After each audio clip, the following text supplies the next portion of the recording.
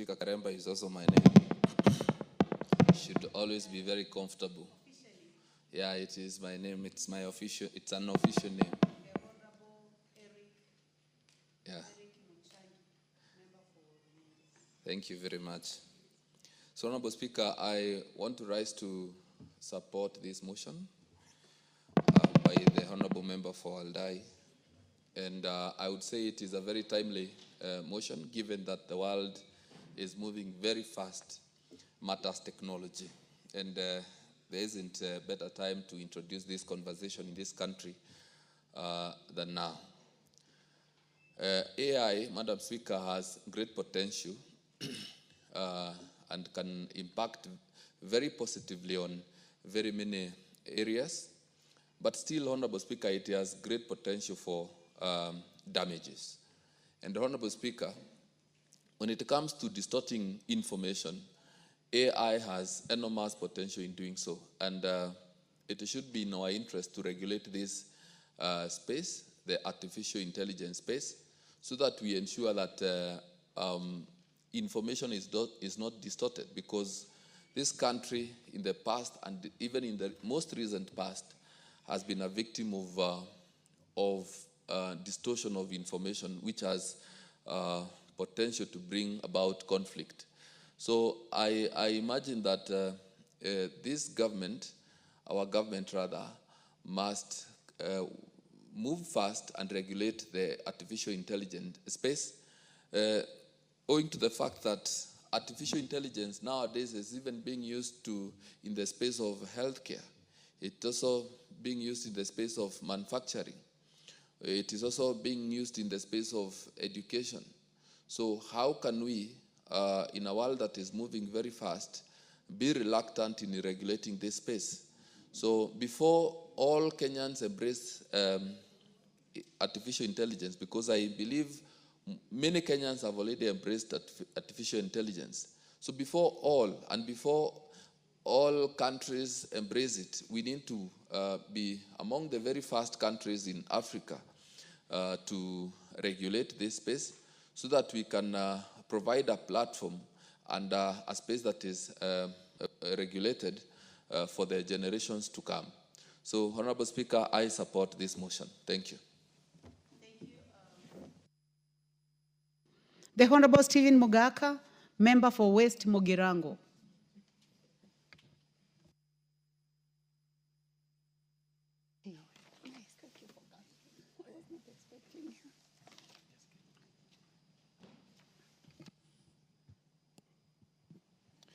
Thank you.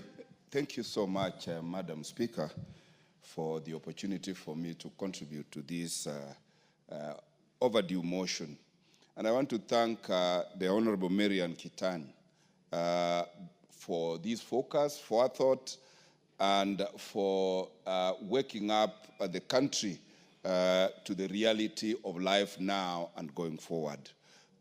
Madam Speaker, we all know that technology is the driver of everything at the moment. And AI is the latest entrant into the toolkit in ICT that has made work extremely easy, that has increased efficiency, that has made it possible to improve productivity, but that has also come with equal dangers because technology, like anything good, is a double-edged sword. And as much as it is very helpful and is actually now the driver of serious economies of this country, of this globe, it is also having equal damage.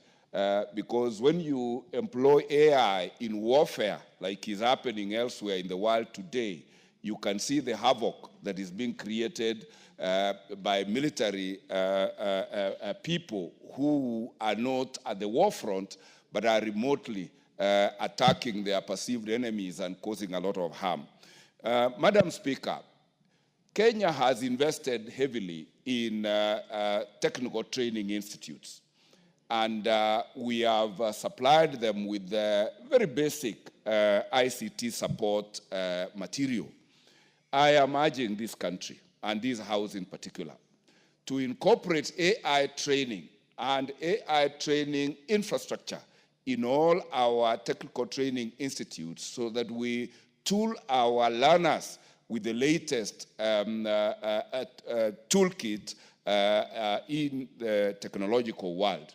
Because I'm aware that with AI, the practice of all professions, call it medicine, call it law, call it architecture, has been completely revolutionized. I do remember, Madam Speaker, courtesy of the COVID-19, as a practicing lawyer, we didn't know where we would have gone if our judicial system had not automated.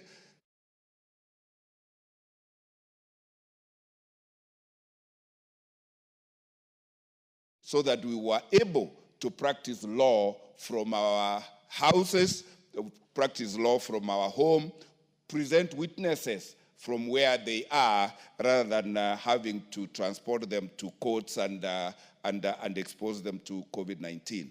And I'm happy that we did those basic steps out of total necessity. Now we are where it is either you embrace AI or you are edged out of whatever market or business that you are in. It is my humble prayer that in the budgets going forward, we must start with a policy framework of how to embrace AI and maximize its utility so that we release a lot of man-hours of people traveling on the roads to workplaces, of sitting in the offices waiting for a colleague to bring a key to open so that you access your working material, so that we can release as much labor or man-hours as possible to alternative economic employment. In other words, Madam Speaker, I am saying what machine can do, let not man bother to struggle to do, because machines are efficient, impossible to interfere with, incorruptible, and therefore this is the direction this country should go. Looking at the budget we have in the education sector, for instance, Madam Speaker, where we are told that even with that budget, other children in this country are still learning under trees. We need so much infrastructure, investment in physical infrastructure, that is mortar, and I think going forward, and this is the direction, we do not need to have our children in boarding schools. We do not have to have our children in schools. Children can learn from home so that we can improve parenting and be able to reduce the rate of inclination into criminal conduct of our young persons because of lack of parental care and guidance wherever they are. And I want to plead that our ICT ministry wakes up and draws a policy framework that this House should debate, discuss, approve, and then inculcate, create a very deliberate learning program for all sectors, both private and public sector, so that as a country, we embrace technology, we embrace AI, we exploit the advantages of that AI and be able to be an industrial giant in a very short while. And as we do that, we urge the engineers in this sector to be very candid with the country on the dangers associated with the use of that technology so that we build up firewalls, we build up regulatory mechanisms to ensure that what is so good when used badly does not become extremely destructive. And with that, Madam Speaker, I support and thank the people of West Mogrango all the time for making me their member of parliament. And I think, Madam Speaker, I invite you there to confirm that I attend parliament every other day and make contributions whenever asked to do so. Thank you, Madam Speaker. Thank you. Actually, when you are speaking, I noticed that you seem to be very happy today. So, and you are also bringing the same happiness to the House, and thank you for your invitation. The Honorable Geoffrey Mulanya, member for Nambale. Thank you, Madam Speaker, for giving the opportunity to speak on this motion. Madam Speaker has